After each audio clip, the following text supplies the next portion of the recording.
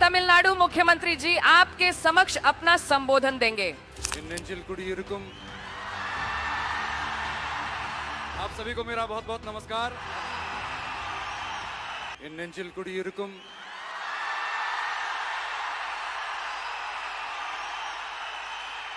आप सभी को मेरा बहुत बहुत नमस्कार। आप सभी का यहाँ हार्दिक अभिनंदन है।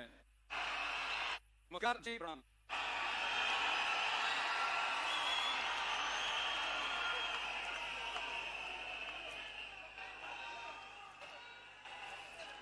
पता नहीं मुझे क्या कहना है और बात कैसे शुरू करूं।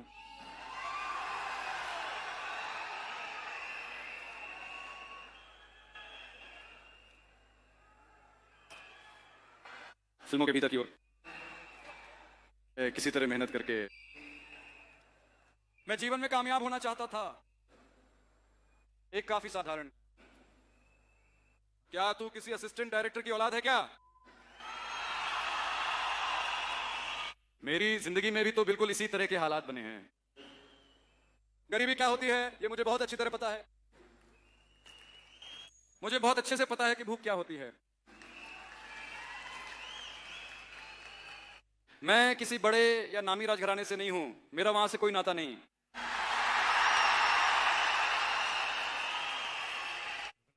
बिल्कुल आप जैसा, आप में से ही एक, आपके परिवार का अभिन्न सदस्य, आपके प्यारे बच्चे जैसा, आपके सगे बेटे जैसा, आपके बड़े भाई जैसा, आपके छोटे भाई जैसा।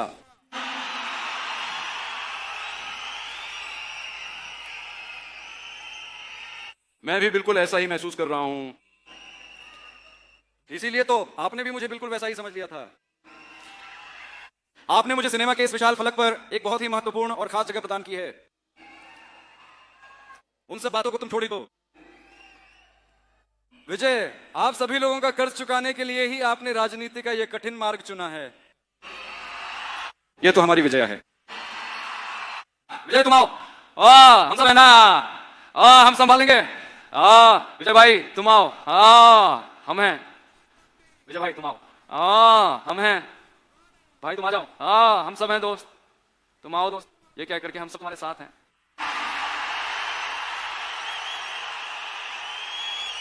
आपने जिस तरह से मुझे इतने असीम प्यार और अपनेपन के साथ अपनाया है, मैं उसके लिए आपका सदैव आदरणीय और हृदय से आभारी रहूंगा। इस वक्त मुझे यह कहना चाहिए, इस सफर और इस प्रोसेस में मुझे बहुत सी मुश्किलों का सामना करना पड़ा। मुझे जो इतने अपमान सहने पड़े वो एक तरफ, लेकिन मेरे साथ खड़े रहने की वजह से आपको भी वैसी ही परेशानियां और वही अपमान झेलने पड़े। उन तमाम पुरानी बातों को आपने बिल्कुल भी तूल ना देते हुए, उन्हें रत्ती भर भी अहमियत ना देते हुए, मेरे गहरे दर्द और मेरी तकलीफों को अपना समझकर आज आप पूरी मजबूती के साथ मेरे साथ खड़े रहे।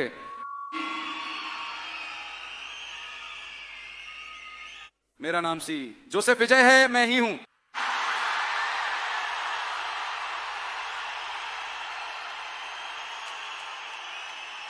आपने जो सपना देखा था उसे आपने हकीकत में बदल दिखाया है। यह वाकई में बहुत ही काबिले तारीफ काम है। मुझे समझ नहीं आ रहा कि क्या कहूं। मेरे परिवार के सभी सदस्यों, मेरे अपने प्रियजनों, मैं कोई फरिश्ता नहीं हूं जैसा कि आप सोच रहे हैं। मैं भी एक सामान्य जीवन जीने वाला एक साधारण इंसान ही हूं। जैसा कि मैंने पहले कहा था, मैं आपसे यह करूंगा वह करूंगा, जैसे झूठे वादे करके आपको धोखा नहीं दूंगा। उसका जो संभव है मैं केवल वही करूंगा। या तुरंत आपके मन में एक सवाल आ सकता है कि क्या जो संभव नहीं है वह नहीं किया जाएगा? क्या ऐसा नहीं हो सकता? या ऐसा एक सवाल मन में आ सकता है। या जब इतने करोड़ डीएच लोग मेरे साथ हैं तो जो भी आए उसे देख लेंगे, जो भी आए उसे संभाल लेंगे, यह आत्मविश्वास मेरे मन में है। मुझे यहां एक और बात भी कहनी है। आज के इस दिन मैं आपको हमारी तमिलनाडु सरकार की वर्तमान स्थिति के बारे में बताना चाहता हूं। इन्होंने 10 लाख करोड़ रुपए से भी ज्यादा का कर्ज ले लिया है।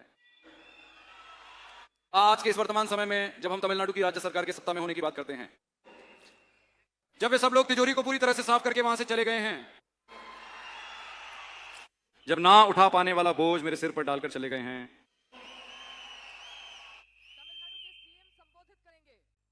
तो बिल्कुल इसी तरह की विकट परिस्थितियों को देखते हुए हमने इस पूरी जिम्मेदारी को अपने कंधों पर उठाने का साहसी निर्णय लिया है। आप शायद सोच रहे होंगे कि ये क्या कोई चाल चल रहे हैं, ऐसा कुछ भी नहीं है। अंदर जाकर देखेंगे तभी पता चलेगा कि कौन सी चीज किस हाल में है, क्या नहीं है, कौन सी चीज किस हालत में है और कौन सी नहीं। तो वह सब देखने के बाद मुझे लगता है कि उसे आपके लिए एक श्वेत पत्र जारी करना चाहिए, एक पूरी तरह से पारदर्शी और जवाबदेह सरकार, यानी कि आज के समय में हमारी तमिलनाडु की सरकार बिल्कुल इसी स्थिति में काम कर रही है। यह महत्वपूर्ण बात आपसे साझा करने के बाद मैं अब अपनी चर्चा को यहीं से आगे बढ़ाना चाहता हूं। मैं सबसे पहले वही करना चाहता हूं, तमिलनाडु की बात करें तो अगर किसी से जाकर मिलना हो तो ये चेहरा ढककर मिलना, यो एस ये सो क्या हुआ है। मैं चुप कर आपको बिना बताए किसी से मिलने जैसा काम नहीं करूंगा। जो कुछ भी होगा मैं उसे पूरी पारदर्शिता के साथ और बिना किसी छिपाव के करूंगा। आपने इतनी बड़ी जिम्मेदारी मेरे हाथों में सौंपी है, साथ ही मैं आपसे अनुरोध करता हूं कि आप मुझे थोड़ा समय भी दें।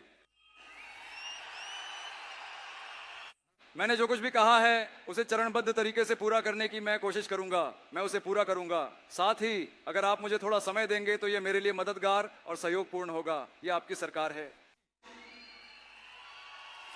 महिलाओं की सुरक्षा के मामले में मैं बहुत सख्त हूं।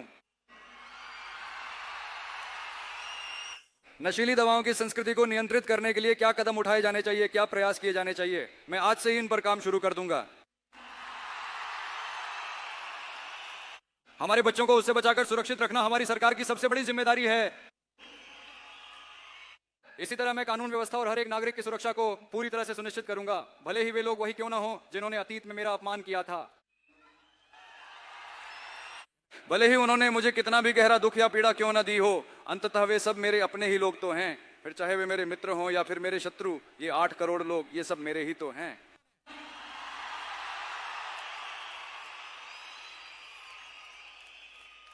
मेरा मानना है कि अब मुझे अपना पूरा ध्यान इन्हीं बुनियादी और जरूरी चीजों पर केंद्रित करना होगा, जिनमें मुख्य रूप से शामिल हैं बेहतर शिक्षा, राशन की व्यवस्था, स्वास्थ्य सेवाएं, साफ पेयजल, पक्की सड़कें और बस की सुगम सुविधाएं। जैसा कि मैंने पहले कहा था, मैं जनता के पैसे से एक पैसा भी नहीं छूंगा। मुझे इसकी बिल्कुल भी आवश्यकता नहीं है। यह बात तो आप भली भांति जानते हैं। यह विजय न तो गलत काम करेगा और न ही किसी को करने देगा, फिर चाहे वह कोई भी हो। भले ही वे मेरी सरकार में मेरे साथ काम करने वाले लोग ही क्यों ना हो, वह किसी भी हाल में ऐसा नहीं होने देगा। मानो अगर किसी व्यक्ति के मन में इस तरह का कोई विचार या ख्याल उत्पन्न हो रहा हो तो, लेकिन अब तो हमने जीत हासिल कर ली है, हम विजयी हो चुके हैं। चलिए क्यों ना हम एक छोटा सा खेल खेलकर देखें। यदि किसी व्यक्ति के मस्तिष्क में इस प्रकार का कोई भी विचार पनप रहा है तो उसे अभी कभी इसी क्षण अपने मन से पूरी तरह से निकाल फेंकिए।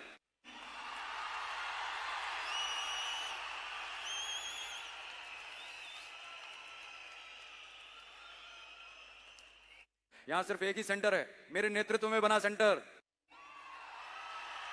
इस तरफ एक सेंटर है, इस तरफ एक पावर सेंटर है, वहां एक पावर सेंटर है। ऐसा कुछ भी नहीं है, मैं अभी बता देता हूं। हमारी महिलाएं, युवा शक्ति और अन्नदाता किसान, सरकारी कर्मचारी, शिक्षक, मेहनतकश लोग, मछुआरे, हम सभी हमारी टीवी के सरकार में खुशहाल रहेंगे, खुशहाल रहेंगे, खुशहाल रहेंगे। संसार के सभी जीव जन्म से ही एक समान हैं, यही हमारा सबसे अडिग और मूल सिद्धांत है। मेरे अल्पसंख्यक भाइयों, टीवी के सरकार हर हाल में आपके साथ मजबूती से खड़ी रहेगी, इसमें आपको तनिक भी संदेह नहीं होना चाहिए। हिंदू, मुस्लिम, ईसाई भाई बहन ही हमारी इस शानदार जीत का असली चेहरा है। हमारी इस जीत पर आप 100% भरोसा रखें। ऐसी अनुकूल परिस्थितियां निर्मित करने के लिए तमिलनाडु के आप सभी लोगों का मैं इस अवसर पर हार्दिक आभार व्यक्त करता हूं। मुझे एक और व्यक्ति का दिल से विशेष रूप से आभार व्यक्त करना है, और वो और कोई नहीं बल्कि हमारे विजय मामा के ये प्यारे प्यारे नन्हे मुन्ने दोस्त हैं।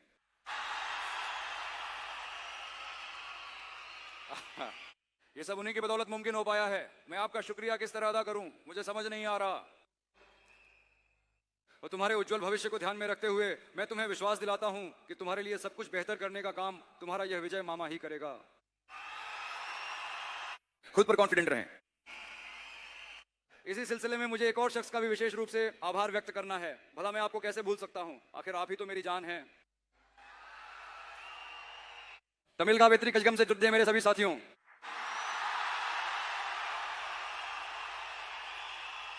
सच तो यह है कि अगर आप नहीं हैं तो फिर कुछ भी नहीं है। मैं अपने सभी पार्टी के साथियों को, पार्टी के सम्मानित पदाधिकारियों को और हमारे समर्पित बूथ एजेंटों को संबोधित करना चाहता हूं।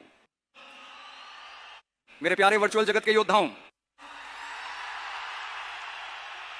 मैं आप सभी का तहे दिल से शुक्रिया अदा करता हूं। आप सभी का कोटि कोटि धन्यवाद। तो आइए हम सब मिलकर एक बिल्कुल नई और पारदर्शी शासन व्यवस्था की शुरुआत करें और एक नई गवर्नेंस को आकार दें। ये एक नई शुरुआत की घड़ी है।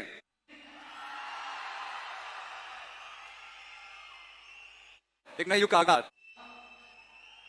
आज से हम एक ऐसे युग का सूत्रपात कर रहे हैं जहां वास्तविक धर्मनिरपेक्षता और सामाजिक न्याय की नींव और भी अधिक सुदृढ़ होगी। मैं उन सभी का हृदय से आभार व्यक्त करता हूं जो जन कल्याण को ही अपना एकमात्र ध्येय मानने वाली हमारी इस सरकार के साथ चट्टान की तरह मजबूती से खड़े रहे हैं और अपना निरंतर समर्थन प्रदान कर रहे हैं। कांग्रेस पार्टी के राष्ट्रीय अध्यक्ष हमारे अत्यंत आदरणीय श्रीमान मल्लिकार्जुन खड़गे जी, संसद के भीतर विपक्ष के सम्मानित नेता मेरे अत्यंत आदरणीय और प्रिय भाई श्रीमान राहुल गांधी जी, भारतीय राष्ट्रीय कांग्रेस पार्टी के सम्मानित महासचिव माननीय श्री के.सी. वेणुगोपाल जी, तमिलनाडु प्रदेश कांग्रेस कमेटी के सम्मानित अध्यक्ष माननीय श्री सेल्वा पेरुंथागाई जी, ये मेरे बहुत ही खास मित्र प्रवीण चक्रवर्ती जी हैं, सीपीआई एम पार्टी के राष्ट्रीय महासचिव आदरणीय कॉमरेड श्री एम.ए. बेबी जी, राज्य के सम्मानित सचिव आदरणीय कॉमरेड श्रीमान पी. षणमुगम जी, हमारी राजनीतिक नेतृत्व समिति के अत्यंत सम्मानित सदस्य आदरणीय कॉमरेड श्री के. बालकृष्ण जी, हमारे माननीय संसद सदस्य तथा आदरणीय कॉमरेड श्री सु. वेंकटेशन जी, हमारी सरकार को अपना बहुमूल्य समर्थन देने वाले विदुथलाई चिरुथाईगल पार्टी के अध्यक्ष मेरे आदरणीय बड़े भाई और सांसद श्री थिरुमावलवन जी, आज हमारे बीच विशेष रूप से उपस्थित हमारे माननीय सांसद श्री रवि कुमार जी, साथ ही हमारे विधायक दल के अत्यंत सम्मानित और वरिष्ठ नेता श्री वन्नी अरसू जी, भाकपा सीपीआई के राष्ट्रीय महासचिव हमारे अत्यंत आदरणीय कॉमरेड डी राजा जी, और साथ ही हमारे राज्य सचिव अत्यंत वरिष्ठ और अनुभवी कॉमरेड एम वीर पांडियन जी, तमिलनाडु राज्य के पूर्व सचिव हमारे अत्यंत सम्मानित वरिष्ठ और आदरणीय कॉमरेड श्री आर.एल. मुत्तरसन जी, इंडियन यूनियन मुस्लिम लीग के अत्यंत सम्मानित राष्ट्रीय अध्यक्ष आदरणीय डॉ. श्री कादिर मोहिदीन साहब और हमारे अत्यंत प्रिय एवं आदरणीय सांसद श्री नवाज गनी साहब, मैं आप सभी का यहां आज के इस विशेष अवसर पर हार्दिक अभिनंदन करता हूं और आप सभी का तहे दिल से स्वागत करता हूं। विशेष रूप से इस कठिन और चुनौतीपूर्ण समय के दौरान मेरे हक में आवाज बुलंद करने और मेरा पूर्ण समर्थन करते हुए चट्टान की तरह मेरे साथ मजबूती से खड़े रहने के लिए मैं आप सभी का तहे दिल से इस विशेष अवसर पर आभार व्यक्त करता हूं। अपना आत्मविश्वास और हौसला हमेशा बुलंद बनाए रखें। सब कुछ बहुत ही बेहतरीन और शानदार होगा। हमारी जीत तो अब बिल्कुल तय है, इसमें कोई संदेह नहीं है। तो फिर अगली मुलाकात होने तक के लिए नहीं, ऐसा नहीं है, हम तो बार बार एक दूसरे से मिलते ही रहेंगे। आपका बहुत बहुत धन्यवाद। नमस्कार। Subscribe to One India and never miss an update. Download the One India app now.